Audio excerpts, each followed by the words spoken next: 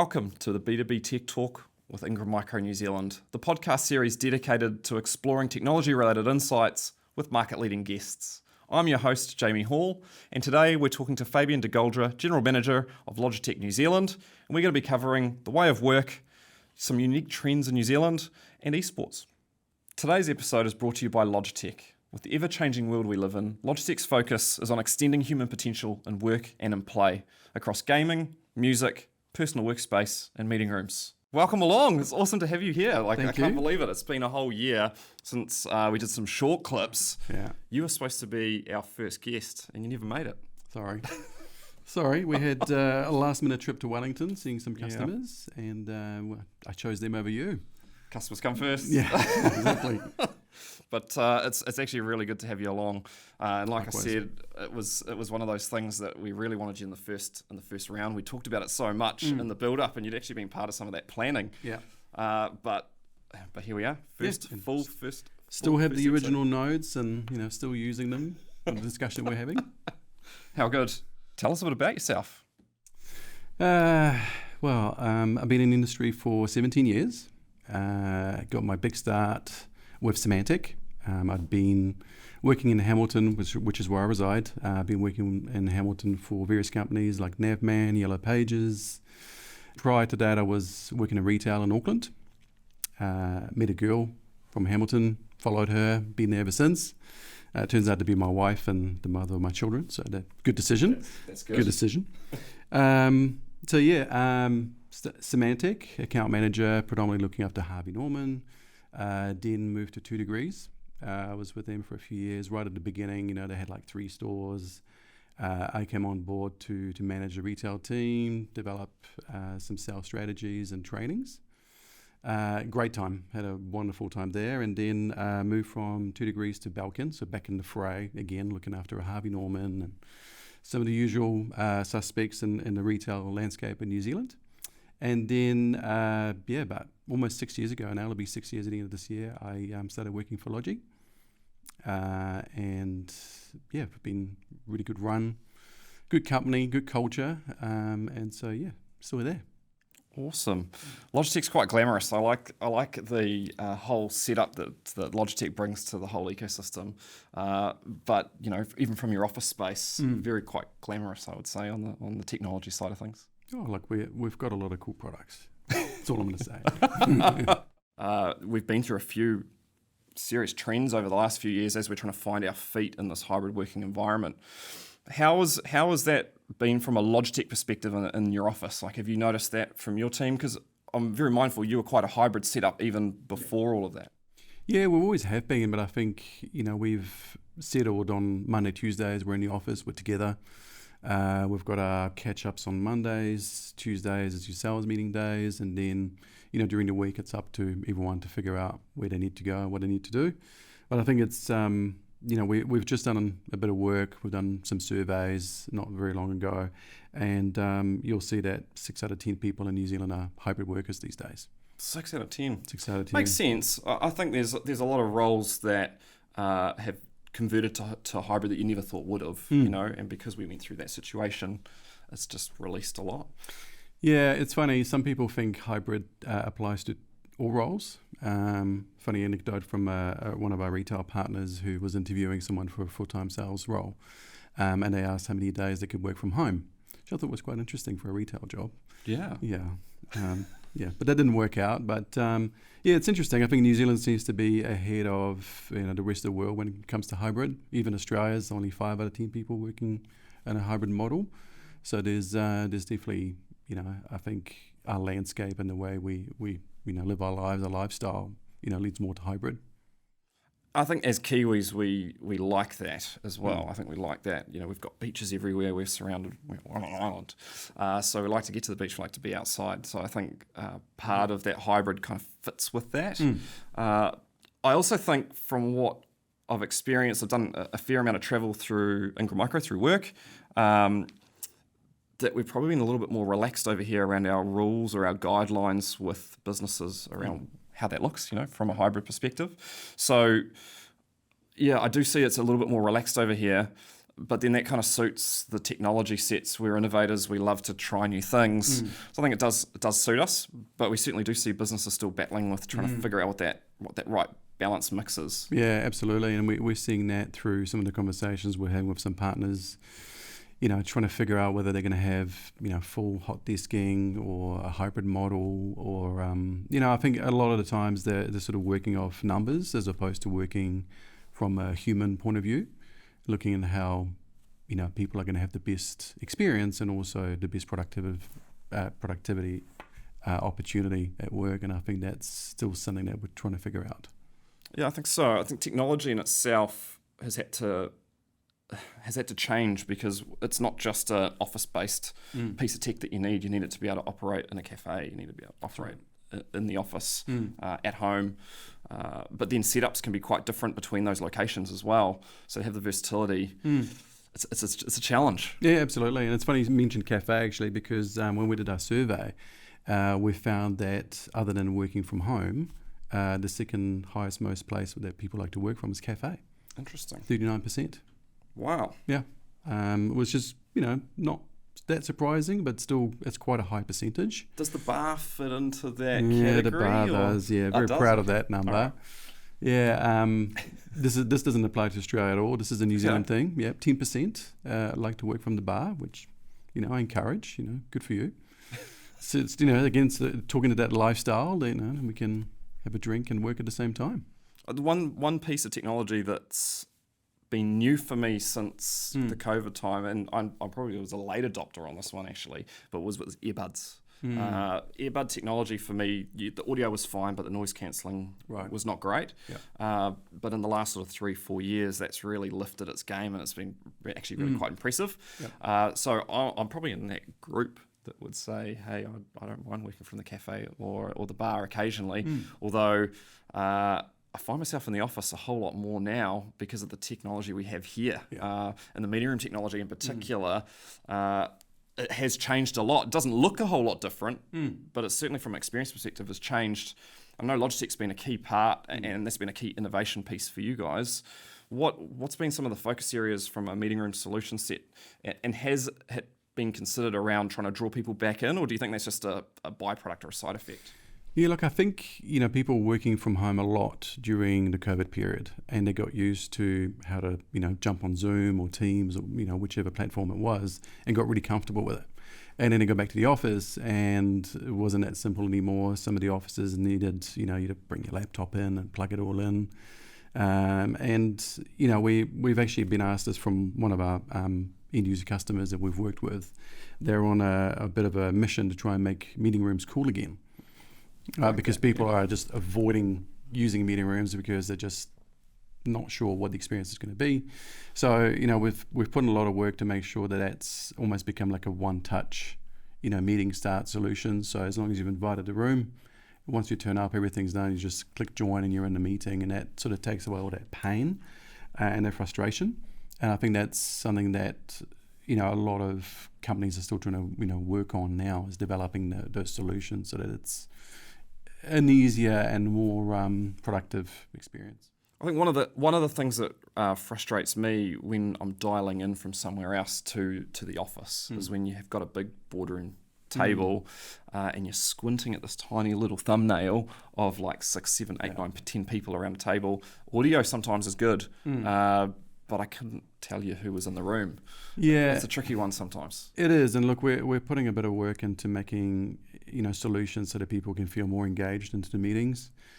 So, for example, we introduced a product last year called Sight. It's a camera that sits in the middle of the boardroom, and the way it works is it works as a second camera to your main camera, so that when you've dialed in, you can see the people that are talking, and the camera's smart enough to pick up who's talking and who's not. I'm sure there's a little bit of AI involved in that solution. Got to put the AI plug in there somewhere, right? Got to put it in there. But it's it's just something that helps people who are dialing in feel like they can see the person who's speaking, they can see their visuals and potentially emotion, and sort of be a bit more engaged into the meeting. Whereas, to your point, if you're just staring from that camera and they're at the back and having their own little conversation, you're just out of it. Yeah. One thing that someone told me, and another one of those probably YouTube things where you go, Is it? Spend a lot of time Is on it YouTube. legitimate? I do spend a little bit of time on Yeah, YouTube, to okay. be fair, maybe more than a little bit. Yeah. But it was a theory around when you're on an online meeting and you're looking through the camera. Naturally, as humans, we're trying to find the emotion. We're trying to find bits of information off the person's face, so that you can obviously change how you're talking, and you just naturally do that. But when you're zoomed out and you're looking at a boardroom table, you can't do that, but your body's and your brain's still trying to do it. So you actually end up getting a lot tighter, faster. Right. You're exhausted. I've certainly felt that, especially through the last few years, where you're just in front of a screen on video calls back to back to back. You get exhausted really quick. Typically, I get a lot of energy usually from talking to people and meeting people, but I found the adverse effect when using meeting rooms, and you can't get that face, or you can't really connect with the people that you're talking to. Yeah, absolutely. And I think, I can't remember the exact percentage, but when you're in a call like that, apparently you spend quite a bit of time looking at yourself to see how you look on the camera. And I think that becomes a distraction because you can't see what the other person looks like because they're talking amongst themselves. And so you're missing, that engagement. You're missing that bounce back, to your point, when you're face to face. It's very true, and it's one of those concepts that I hadn't probably quite thought of, but I'll probably end up looking at that part of the screen myself. Yeah, is the hair right? Is the hair right? Absolutely. Yeah. Mine's always right. Yeah, the meeting room solution set, and you mentioned AI before. I'm going to go back there just for a brief moment, because I think we can talk about the hype of it, but in the reality, it's making the experience better. And that's what really matters. We can talk about all the feature sets and all these amazing bits and pieces, but for the meeting room, I think it's just the experience. So if AI can be injected into a meeting room solution and improve the experience, then that's a massive win. And that's probably also the key part that I see that's different between some of those older technology sets. You still walk into some businesses that have got older meeting room technology on the table or on the wall, and you know that it doesn't have that AI feature set, so maybe the audio's not right, that video's not tracking, or whatever it might be. So I've been really impressed with what's out in the market now. I guess the challenge is how do we keep pushing that forward without kind of losing the security aspects and all those other bits and pieces that go with it. Yeah, and look, it's a great thing about Logitech. They're always innovating, always looking to create a solution. So we're not just sort of putting products out there. There's a lot of things that have come out in the last couple of years because of those situations. Another good example is Scribe, which is a whiteboard camera. When you're utilizing the whiteboard and you're writing something on there, it'll automatically detect your body and it'll grey it out so you're not blocking the view and people can see what you're writing. So again, I believe there's AI built in there that makes that adaptation. But yeah, it's great getting those products through, because when you show someone in the boardroom you've got the solution, they're like, oh, I want that. Yeah, we've got that set up in our Wellington office, and you're looking straight through. Someone was showing me how it all works, and looking straight through their arm. It's like, how can I see the content on the board? It's like right through there. It's pretty cool. Yeah, I think it's pretty cool. Yeah. Now, you mentioned before unique trends to New Zealand. You talked about cafes. That's one trend, but recently you guys were part of putting an article together with Idealog. Tell us a little bit about that. So we had a solution come through, which is this one right here. It's called Casa, and it was designed around hybrid working. So allow people to turn up and set up their work desk. I thought that was just in case for your tablet. No. And you know what? Funny, I used this yesterday at home. I decided I was going to go and work outside because the weather was good. So it's a really easy setup. You pop up your keyboard, your trackpad, and then your laptop sits in there, and you kind of got your little workstation all created for you. And the best thing about this is because you sit your laptop in here, it elevates the screen, so you're not having to sort of punch down and be on the screen and seeing things, and it's better for your posture. But it also just means good reminder. Also just means that people that even work from home, and don't have an office and they're working off the dining table, then you can quickly put away your workstation. It looks like the book. You fold it up and you can put it on the shelf and put it away, and it's out of the way. So when this came out, we wanted to see is it going to fit the New Zealand customer, and that's where we found that 60% of the workforce are hybrid workers. Almost 40% like to work from cafes. And again, you can take this wherever you go and adapt a solution. Now, the millennial in me is coming out. I'm going to say I like the colours. Is that a... Yeah. Three different colours, so depending on what mood you're in, you can choose the colour. I like it. Yeah. Like it. Oh, very cool. And so your Idealog article, you polled Kiwis and Australians? Yeah, we did a mixture of both just to see, because, we're similar in so many ways and then so different in others. And like I said, we like to work from bars and doesn't really feature for them, which I thought was quite surprising. And I always love a good stat that differentiates us from our cousins over the ditch. Absolutely. We love them very much, but do love a good differentiation. So is there anything else that kind of stood out in there that was a bit different? Yeah, we work an hour more than they do a week at least. Okay. Yeah. I know I do because, I work with an Australian team, and so, even though I start at 9 o'clock in the morning, they start 2 hours later, I'm still, working after 5 just to stay in line with them. Just to keep up with the Australians. But they get a sleep in, so yeah, it's true. They get a good deal. Yeah, I try and book meetings at 9 o'clock New Zealand time, but it never goes down well. Fair enough. The Idealog I thought was quite well put together, and I liked that it referenced those differences and those parts. But we will share the link in the description for anyone that wants to check that further out later. But I thought that was really interesting. Now, keeping on the topic of trends, is there any other trends that you see in the market that's a bit different for New Zealand, or anything unique? We don't tend to use webcams. That's an interesting one. I scratched my head a little bit with that. Yeah, the rest of the world was, stocking up on webcams during COVID to work from home. And I don't know, it's a New Zealand thing. The camera on my laptop is enough, and I don't need a webcam. The HD webcam is I would have thought that you would just have them everywhere, but we just really, as Kiwis, we're happy with our... Maybe it's a good enough sort of attitude. I don't know, like if you look at the difference in the quality and the features, you could see why you would. But I don't know, it just, New Zealand was the one country in the rest of the world. I kept having to explain this, and I kept having to have this discussion. I couldn't explain it. But it just didn't seem to be a thing here. And we've certainly talked about this in years gone by and scratched our heads a little bit.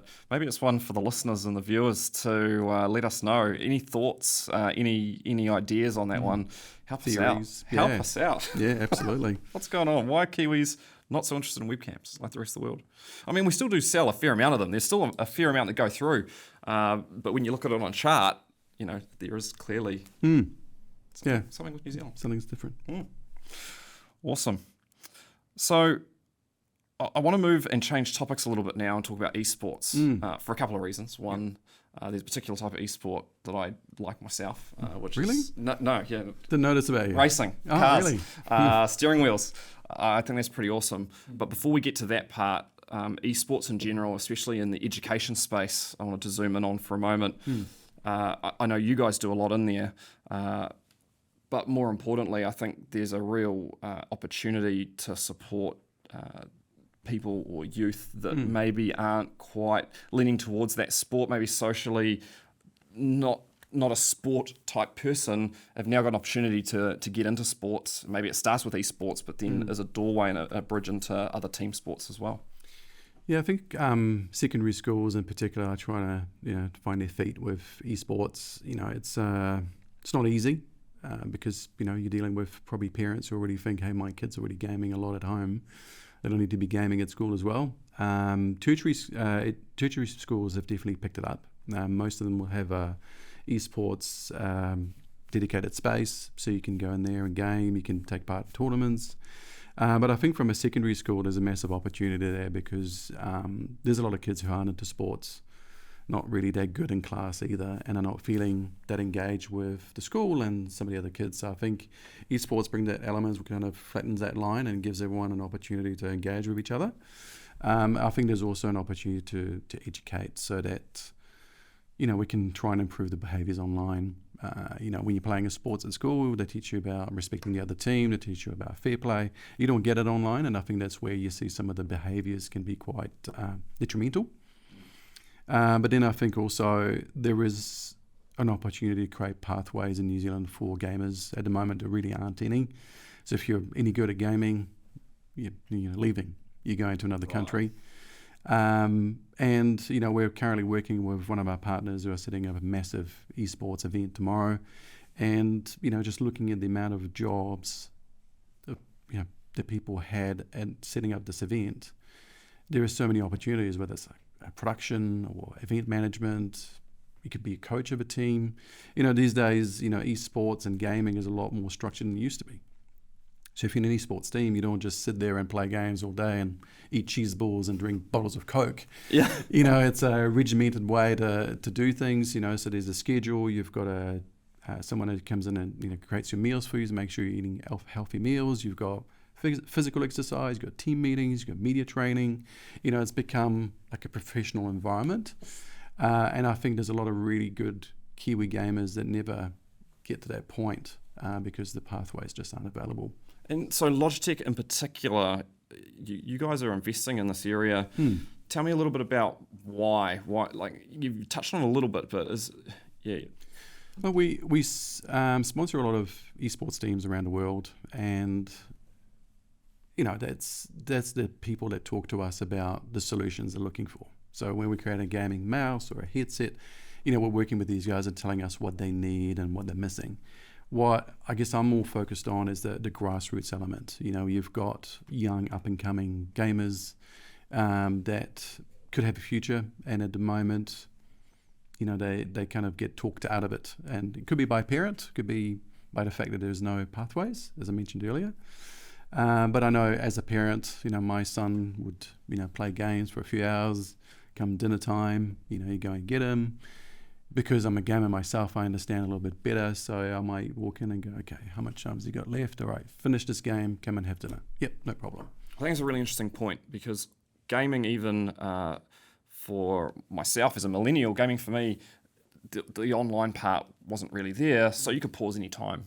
It's not the same. Like that's not how it is now.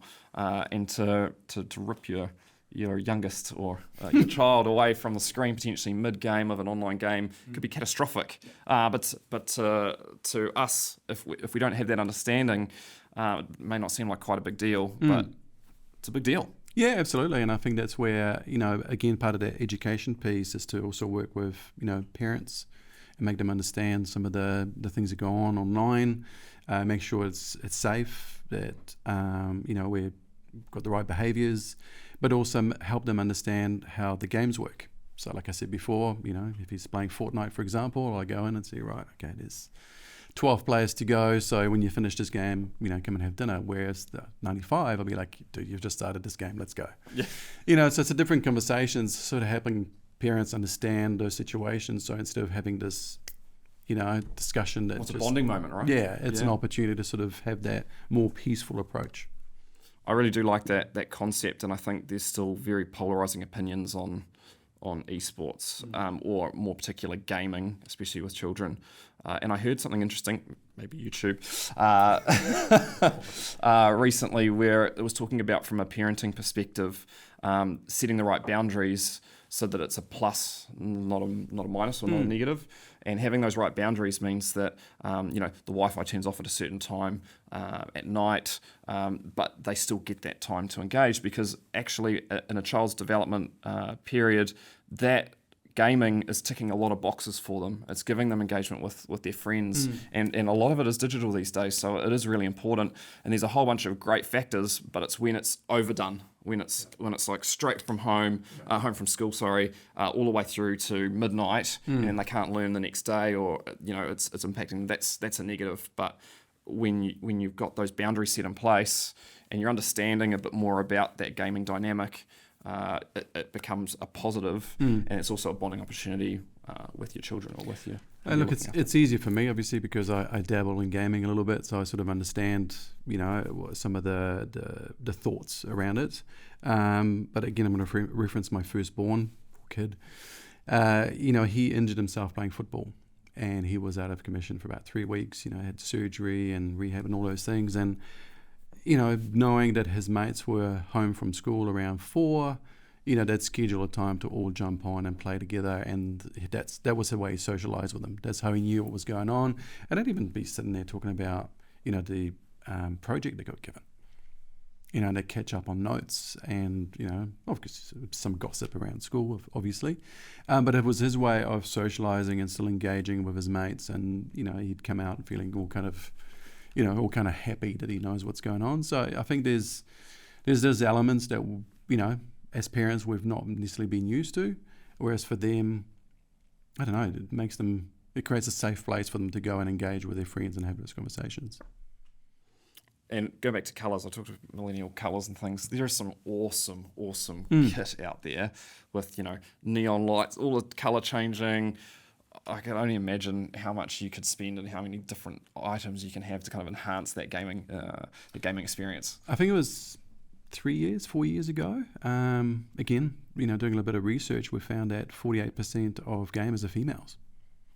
And up until that point, everything we'd always created was black keyboard, black mouse, black headset. Are you trying to say that I only like the colour black? To you, it's a personal decision. But it made us look at the way we're doing things and what we're putting out there, because people want to have that individuality, they want to have that colour, they want to create their own setups, and it's it's opened up a lot of doors as well.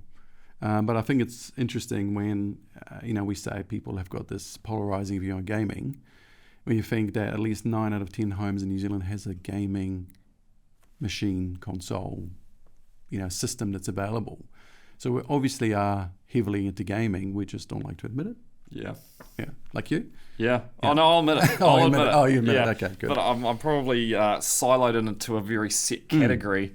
Although, to be fair, my children do use my PlayStation. Right. Thankfully, there's profiles these days that you can set up. So Bluey the Bluey game doesn't get suggested to me all the time, and all of the various bits that go along with that. But it's a great segue into the more e-sporting side and the athlete side of it.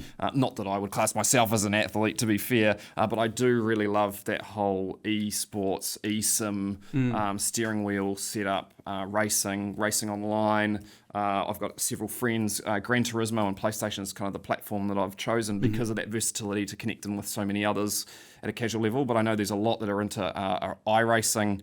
Obviously, that's a fairly serious setup. You've got to spend a few dollars. Yep. But even in that Gran Turismo setup, you can get a really competitive setup and game going effectively with some really, really cool outcomes. And I've spent so many hours trying to perfect my racing craft. I probably think I'm a pro. Really, really slow as soon as you look at any global times. But I love it. And it's been great. It started probably more for me with COVID seriously because of that time you're at home. But I think for many it's been building for quite some time, and Logitech's been a core part of that with the G series wheels.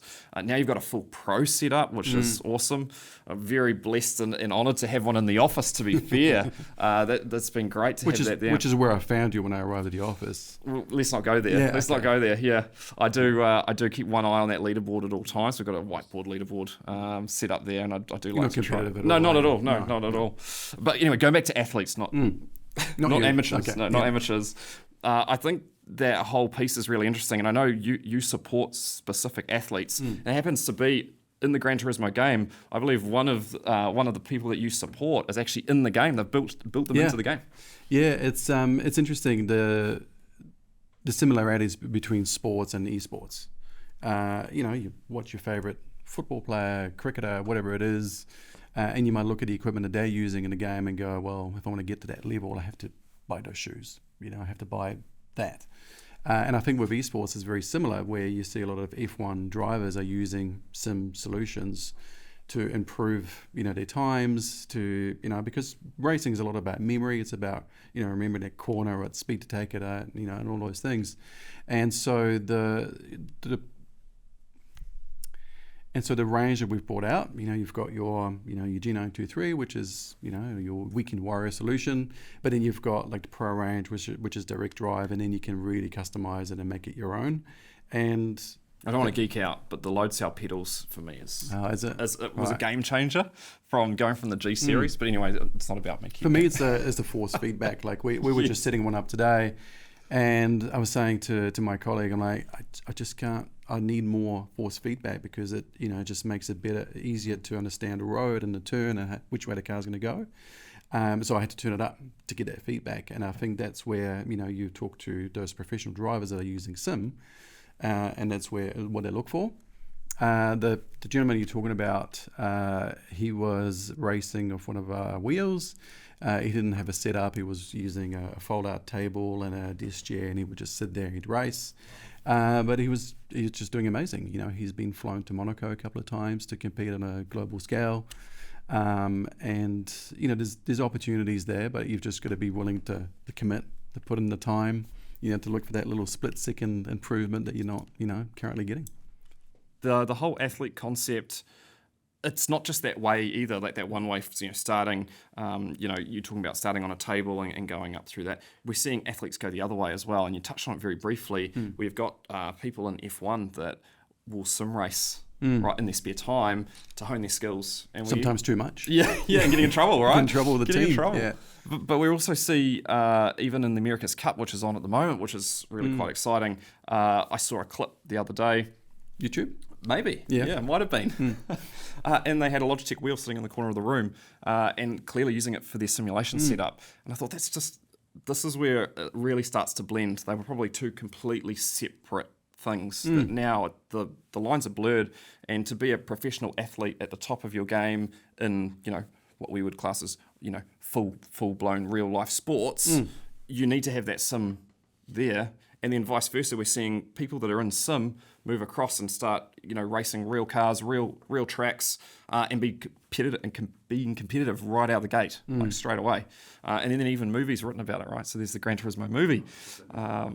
And it's interesting, there's somebody that cameos in that, Super GT, that actually is a full-time, that's actually real. Like he is a gamer, he is a racer at the same time, but that's completely blended for him. And this year he's been racing on the Nürburgring in real life, full 24-hour racing, doing all this really cool stuff. And it wouldn't have been possible without that sim piece combining into the real world. So I just think it's super, super cool.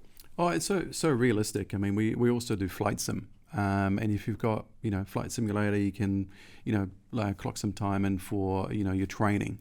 So you don't have to, have access to a plane, which, isn't that easily accessible. So, there's so many solutions out there, and it just, it comes down to what you like. We also have a farm simulator. I was about to bring that up. Yeah. No, it's not, but I'd love to try one time. I think I saw it at Field Days once, and they had a full simulator set up for farming. Yeah, it looks interesting. It's interesting. I tried it for a little bit. I was like, so just work in the fields.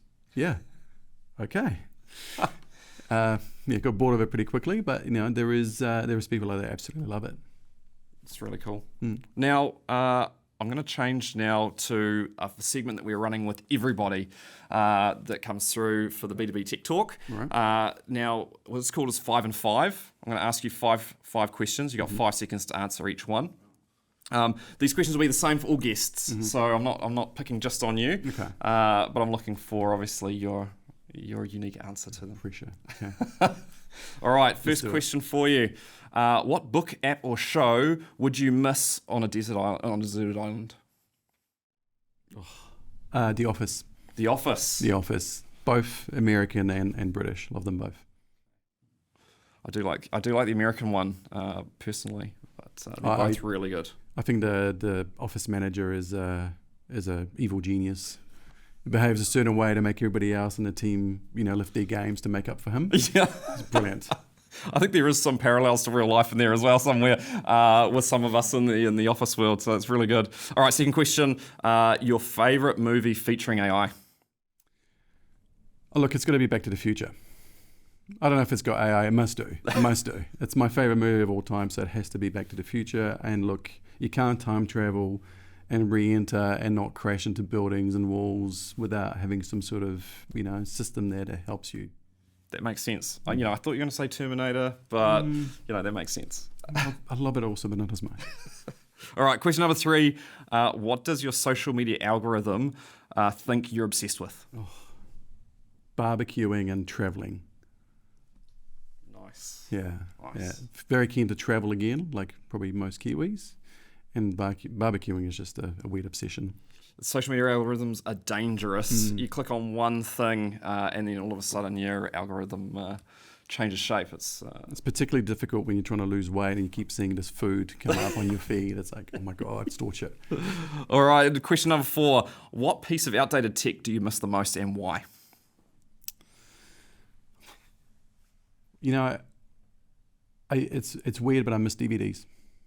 And I miss, going to the store and spending a bit of time and curating a little, set to bring home and watch together. I feel like these days we just, browse aimlessly through Netflix and, waste 45 minutes trying to find something, and then finally we find it's like, it's not that good. So yeah, I feel like that whole experience of, going out looking for a DVD, that's missing for me. I hadn't really thought about that, but I think you're onto something there. There was something special about, and there was those deals you get, like 5 moves for $5 or whatever it was, and you come back with all these. Yeah, and then you see the covers and go, oh, that's interesting. Oh, and the other thing that I miss, special features. You don't seem to get those anymore.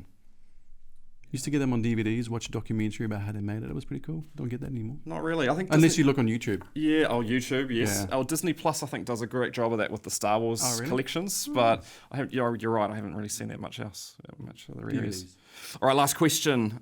If you could share one game-changing productivity tip to save time, what would it be? I attended Spark's Future State event.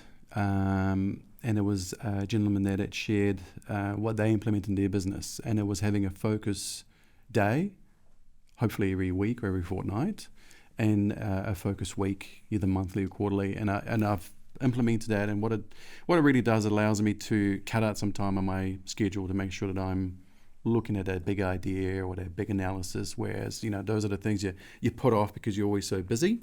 But having that time dedicated in my calendar, I make sure I don't book anything else over the top of it. That's really helped me, look at some of those things that I normally put off. Awesome. I think that was over 5 seconds, but we'll let it in. No, thank you so much for coming on. Like I said, we were gutted that we couldn't make you as part of that, put you in as part of those clips, but it's so great to have you as part of the first full-length podcast that we've put together. Thanks for coming along. Thank you. Loved it. Thanks for joining us today, and a special thank you to Logitech New Zealand for sponsoring this episode. If there's any guests or topics that you would like featured, connect with me on LinkedIn. You'll find the links in the description. Thanks for having us, and we'll see you next time.